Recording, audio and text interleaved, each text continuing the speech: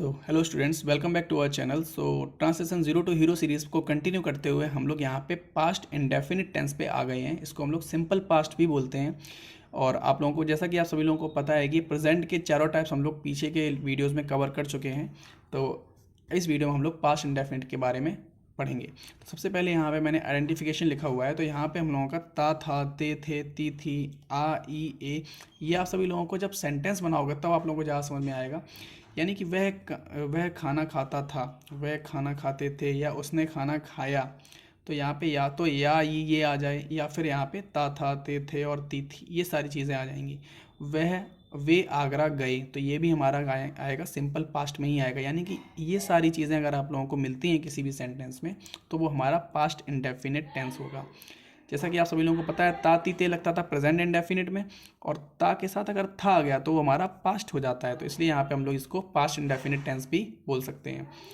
इसके बाद हम लोग यहाँ पे इसकी हेल्पिंग वर्ब देखेंगे। तो हेल्पिंग वर्ब, जैसे कि आप लोग समझ पा रहे हैं कि हेल्पिंग वर्ब में हम लोगों को वर्ब की सेकंड फॉर्म, V2 का मतलब होता है वर्ब की सेकंड फॉर्म, या फिर वॉज या वर लगा सकते हैं। ये हमारा पॉजिटिव और एफर्मेटिव में यूज़ होता है। और जब भी नेगेटिव और इंटेरोगेटिव सेंटेंस बनाएंगे हम लोग पास्ट इंडेफिनिट के, तो उसमें हमेशा डिड लगाएंगे। डिड के साथ हमेशा याद रखना, हमेशा फर्स्ट फॉर्म आती है। डिड के साथ कभी भी वर्ब की सेकंड या थर्ड फॉर्म नहीं आती है। डिड नॉट, अगर नेगेटिव होगा तो डिड नॉट लगाएंगे, पॉजिटिव होगा तो डिड के साथ फर्स्ट वर्ब की फर्स्ट फॉर्म लगाएंगे।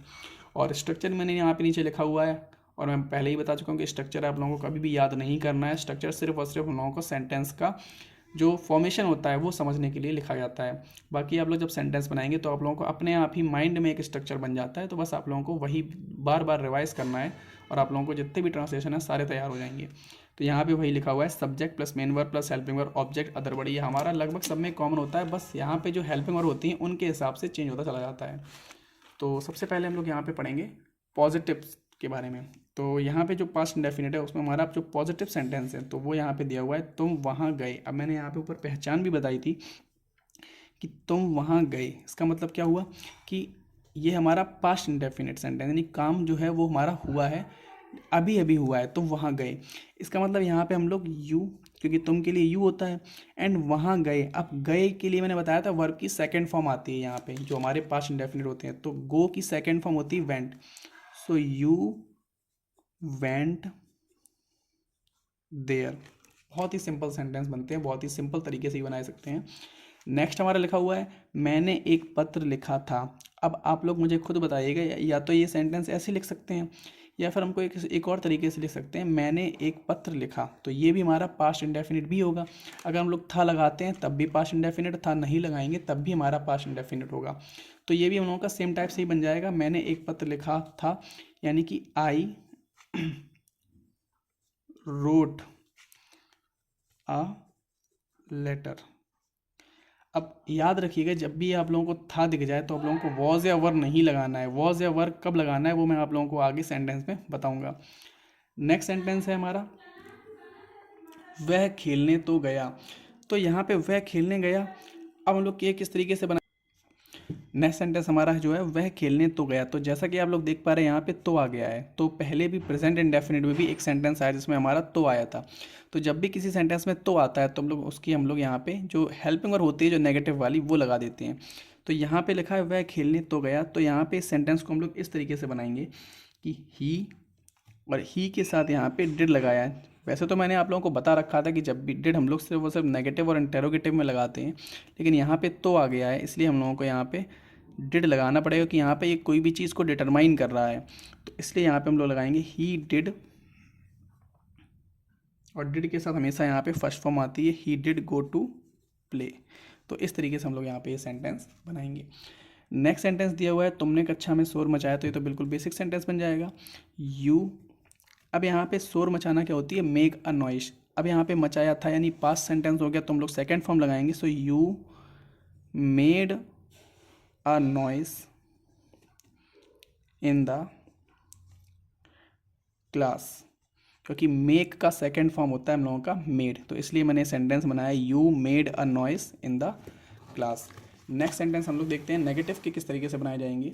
तो यहाँ पे नेगेटिव सेंटेंस हमारा दिया हुआ है, तुम वहाँ नहीं गए थे।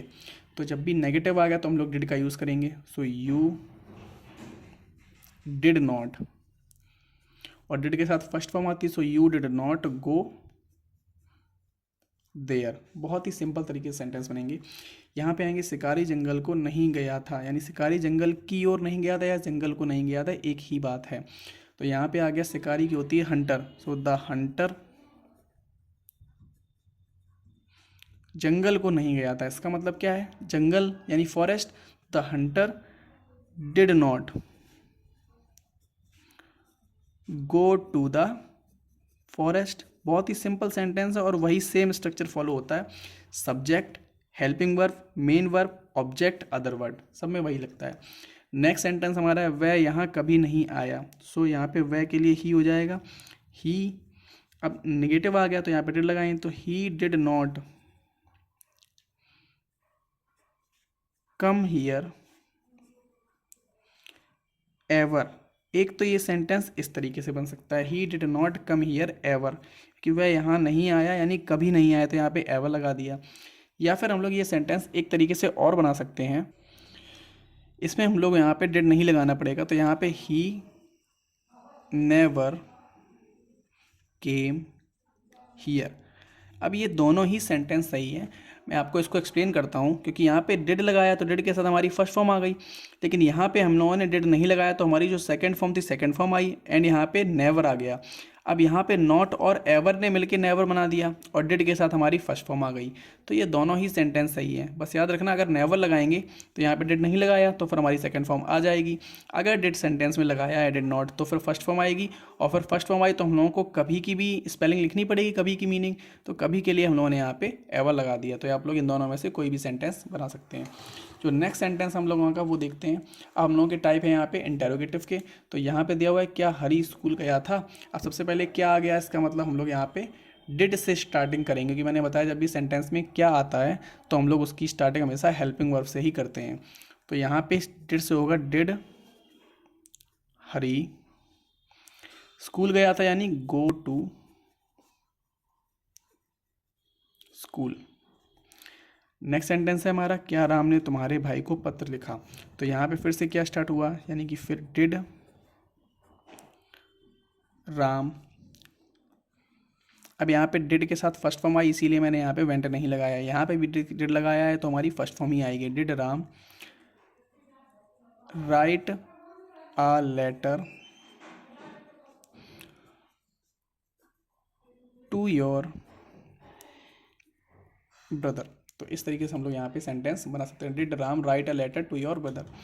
नेक्स्ट सेंटेंस है हमारा तुमने उसे कल क्यों पीटा था। अब यहाँ पे जो हमारा क्वेश्चन वर्ड है वो बीच में आ गया, तो हम लोग यहीं से इस क्वेश्चन को उठाएंगे, वाई डिड यू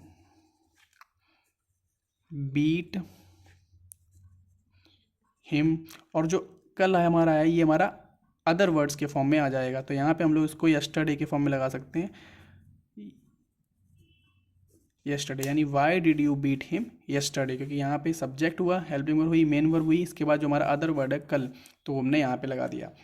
अब नेक्स्ट सेंटेंस हमारा लास्ट सेंटेंस है आज का, तुमने किसे बुलाया या तुम्हें किसने बुलाया था। यानी कि ये दोनों सेंटेंस एक ही है, तुम्हें किसने बुलाया या तुम्हें किसने बुलाया था। सो किसने आ गया, यानी who. So who called you. और इन सब में आपको क्वेश्चन मार्क लगाना है, जो मैं लगाना भूल गया। सो यहाँ पे क्या लिया हुआ है, तुम्हें किसने बुलाया था, यानी हु कॉल्ड यू। अब सेकंड फॉर्म क्यों आई, क्योंकि यहाँ पे डिड नहीं लगा था। बस आप सब लोगों को ये छोटी छोटी बातें याद रखनी है, और आशा करता हूँ आप सभी लोगों को ये मेरा वीडियो अच्छा लगा होगा और आप लोग आसानी से पॉजिटिव, नेगेटिव और इंटेरोगेटिव सारे सेंटेंस आराम से सीख गए होंगे। और अगर आप लोगों को कोई भी इसमें डाउट है या कोई भी आपको नया सेंटेंस पूछना है present perfect, present indefinite tense से या पास्ट इंडेफिनिट टेंस, या कोई भी जितने मैं अभी पढ़ा चुका हूँ उनमें से कोई भी सेंटेंस आपको नया पूछना है, तो आप लोग कमेंट सेक्शन में मुझे वो सेंटेंस लिख सकते हैं और मैं उसका आंसर देने की पूरी कोशिश करूँगा। Till then take care and good bye.